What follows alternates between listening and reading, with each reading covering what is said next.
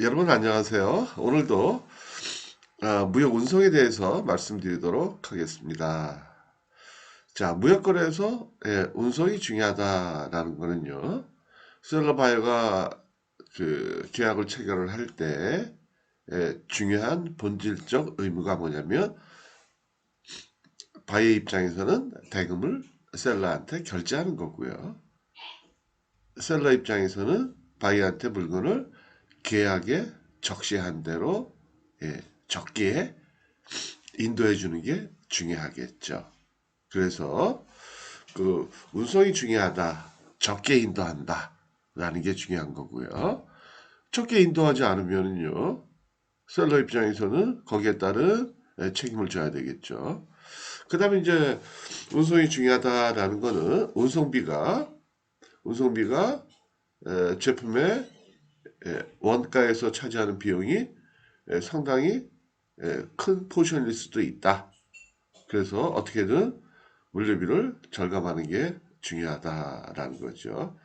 그러니까 운송 물류비 절감한다는 게 어쨌든 싸게 어떻게 할 수 있느냐. 그 다음에 운송이 또 중요하다는 거는 고객에 대한 그 신용도를 제고하는 데도 매우 중요한 역할을 한다라는 거죠. 자, 그러면 이러한 운송에 따른 운송 서류, 운송을 증빙하는 서류, 그러니까 운송장 어떤 것들이 있겠느냐.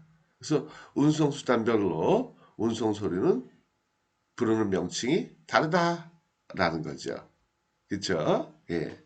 그래서 그 해상 운송의 경우에는요.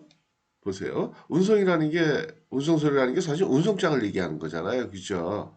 근데 운송장이 의미하는 바가 뭘까요? 운송장이라는 거는 그 무역업자, 특히 수출업자 입장에서는 예, 운송회사한테 물건을 운송을 위탁했다라는 증빙이 되는 거고요. 그 다음에 운송인의 입장에서는 우리 운송인이 어, 여러분들의 무역업자들의 물건을 내가 위탁받아서 내가 지금 운송 보관하고 있는 중인데 나중에 이 운송장을 갖고 오며 물건을 릴리스 내주겠다. 꼭 운송장을 제시해라. 그래야 물건 찾아갈 수 있어. 라는 거를 증빙하는 역할을 하는 게 운송장이다라는 거죠. 다시요. 운송장의 기능이 뭐라고요? 운송장의 기능은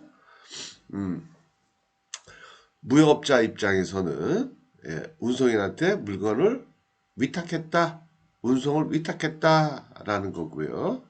운송인의 입장에서는 그래, 내가 네 거 위탁을 받았어, 운송을 위탁 받았는데 나중에 찾아갈 때는 이 운송장 갖고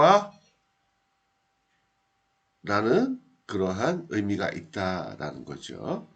그래서 셀러 입장에서는 항공이 됐든 아니면 해상이 됐든 운송을 위탁하고 운송장을 받고 난 다음에 이거를 반드시 예, 바이어한테 보내줘야만 바이어가 그 운송장을 갖고 운송인한테 제시하고 물건을 찾아갈 수 있다는 거예요.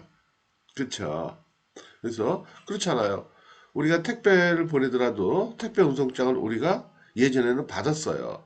받아가지고 이거를 물건을 받을 사람한테 보내주며 물건 받을 사람이 그 운송장을 갖고 있다가 택배 기사가 오시면 운송장을 보여주고 아니면 주고 제출하고 그 다음에 증빙을 해야만 내 거다라는 걸 증빙을 해야만 물건을 받을 수가 있었어요. 그죠? 근데 요새는 그렇게 안 하잖아요. 그죠? 요새는 그냥 빨리빨리 주고 가야 되니까 문 앞에서 놓고 가고 막 그러는데 그러다 보니까 원치 않는 사고들도 나잖아요. 그죠? 물건 배달했다 아니면 못 받았다 배달했다 못 받았다 막 그런 일 생기잖아요. 그죠?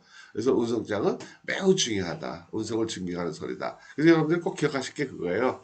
여러분들이 셀러 입장이라면 물건을 선적하고 나서 포더한테 포워더나 아니면 그 선박회사에서 로부터 운송장을 받아서 바로 바이어한테 보내줘야 된다라는 거죠.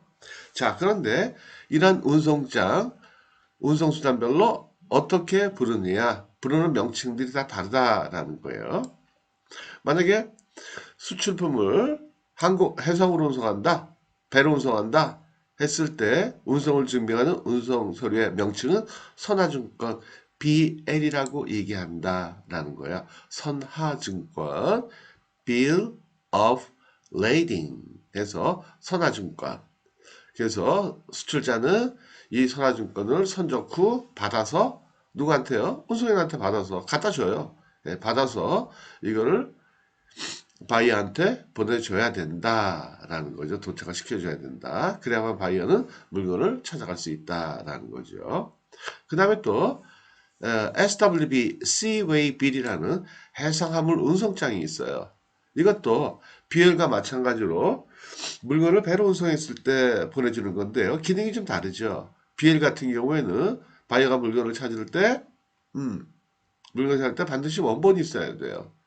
근데 해상화물 운송장은 사본만 가지고도 그 다음에 아니면 이 BL 같은 경우에는 셀러가 원본을 보내줘서 원본으로 찾는 게 원칙이에요.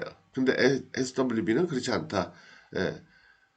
사본 그러니까 팩스로 보내주고 아니면 스캔 떠서 이메일로 보내주고 나면 그걸로 물건을 찾을 수도 있다.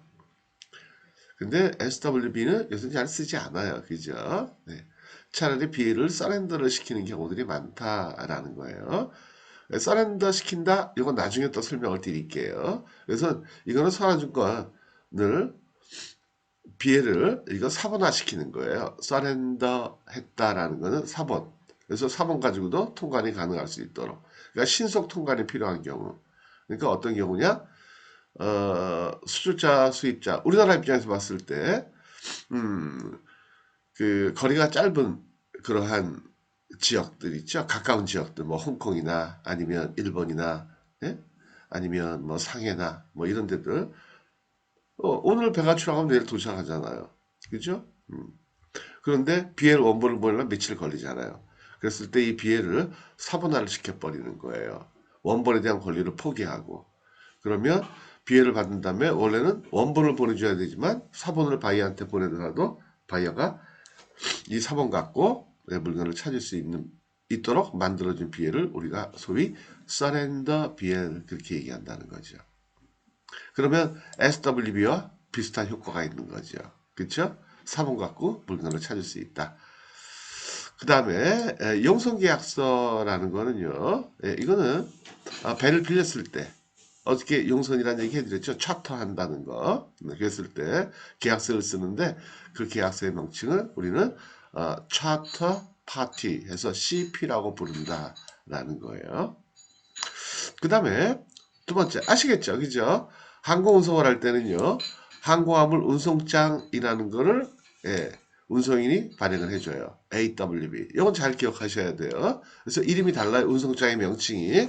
배를 운송할 때는 일반적으로 BL. SWB 이거는 잘 쓰지 않아요. 거의 쓰지 않아요. 그래서 BL만 기억하시고요. 일단은. 그 다음에 항공으로 운송했을 때 발행되는 운송장의 명칭은 AWB, Airway Bill이다 라는 거예요. 그 다음에 항공화물 탁송장이라는 것도 있기는 한데 이거는 거의 쓰지 않는다. 여러분들 조금만 기억하세요. AWB. 그 다음에 육상운송을 하게 되면 도로화물 탁송장에서 RCN이라는 거. Road Consignment Note라고 그래가지고요. 그런 게 운송장의 명칭이고요. RCN이라는 게 철도로 보낸다. 화물 탁송장 Railroad Consignment Note 그렇게 얘기하는 거고요. 근데 우리나라 입장에서는 육상 운송할 일이 없잖아요. 그죠? 우리 삼면이 바다로 둘러싸였고 북쪽으로는 북한에 막혀 있으니까 이건 뭐 거의 쓰지 않겠죠. 그렇죠? 그러나 안 쓰나요? 남들도? 다른 나라는 안 쓰나요? 쓰겠죠. 예를 들어 유럽 같은 경우에 그렇죠? 아니면 북아메리카 같은 경우에 뭐 미국하고 캐나다하고 뭐 철도로 물건 보낼 수도 있고 아니면 도로로 보낼 수도 있잖아요. 그쵸? 육상 운송. 예. 그 다음에 또 유럽 같은 경우에 유럽 나라끼리 예, 거래할 때 그렇게 할 수도 있겠죠. 그쵸? 그 다음에 복합 운송 서류. 예, 뭐 이건 거의 쓰지 않, 저도 못 봤어요. 예. 멀티모더 트랜스포트 다큐멘트 뭐 그렇게 얘기하는 건데 거의 쓰진 않아요. 여기서 여러분들 꼭 기억하실 거 여기서 선화증권 BL 항공화물 운송장은 AWB다 그렇게 얘기한다는 거예요. 그 다음에 운송수단에 따른 운송 서류에 관련되는 국제 규칙들이 있다라는 거예요. 그렇죠? 그런데 이건 여러분들이 하나하나 보실 필요는 없어요. 그래서 선화증권 관련돼 가지고는 헤이그 룰이라는 게 있다는 거죠. 선화증권에 관해서 예, 규정하고 있는 헤이그 룰이라는 게 있고 뭐 헤이그 비스비 룰, 그다음에 함부르크 룰, 로테르담 룰 해가지고 여러 가지들이 있다라는 거예요. 그래서 선화증권 관련돼 가지고 만약에 문제가 있다, 그럼 이러한 룰들을 적용해 가지고 해결할 수도 있다. 그다음에 해상화물 운송장에 관한 것들도 있고요. 그 다음에 용선계약서 관련된 분쟁이 생겼을 때 그때는 용선계약서라는 건 그냥 계약서니까 계약자의 원칙이 적용이 된다. 그 다음에 항공화물 운송장 관련된 월서 컨벤션스 컨벤션하는 거는 협약을 얘기하는 거예요. 그다음 몬트리올 컨벤션, 몬트리올 협약 뭐 이런 것들이 있다. 그 다음에 도로에 관련돼 가지고도 이런 것들이 있다라는 거죠. 그래서 여러분들은 있다라는 거 기억하시면 돼요. 자, 정리해 드릴게요. 네. 우리가 이제 운송이 중요하다고 그랬어요. 왜요? 예, 적게 인도해야 된다. 그쵸? 예. 뭔가 문제가 발생하면 안 되겠죠. 그쵸? 그쵸? 그러면 곤란해지겠죠. 그 다음에 운송비를 절감할 수 있는 그러한 것들도 생각을 해야 되겠다. 그 다음에 운송을 증빙하는 서류, 운송 서류. 운송을 증빙한다는 게 뭐예요? 무역업자 입장에서는 예, 수출 제품을 운송을 위탁했다라는 것을 증명하는 거고, 예, 위탁했어? 나중에 딴소리 하지 마. 혹시라도 물건 없어지면 너 책임져야 돼. 예. 근데 운송인의 입장에서는 알았어, 내가 네 물건 위탁 받았는데 나중에 물건 찾을 때 이 서류 갖고 와. 따라서 우리 셀러 입장에서는 항상 선정을 한 후에 운송인으로부터 운송 서류를 받아서 그쵸? 받아서 반드시 바이어한테 보내줘야지 그걸 가지고 바이어는 물건을 찾아갈 수 있다. 그래서 해상 운송할 때 운송장 명칭이 어떻게 되느냐? 선화증권 BL 그런다는 거예요. 항공운송일 때는 AWB Airway Bill이라고 얘기하고 그 다음에 이러한 그 운송 서류에 관련되는 국제 규칙들이 좀 있기는 하다. 그러나 여기까지 여러분들이 기억하실 필요는 없다. 그냥 있다라는 것만 아시면 되겠다라는 거예요. 자, 그러면 오늘은 여기까지 하도록 하겠습니다. 네, 감사합니다. 마치겠습니다.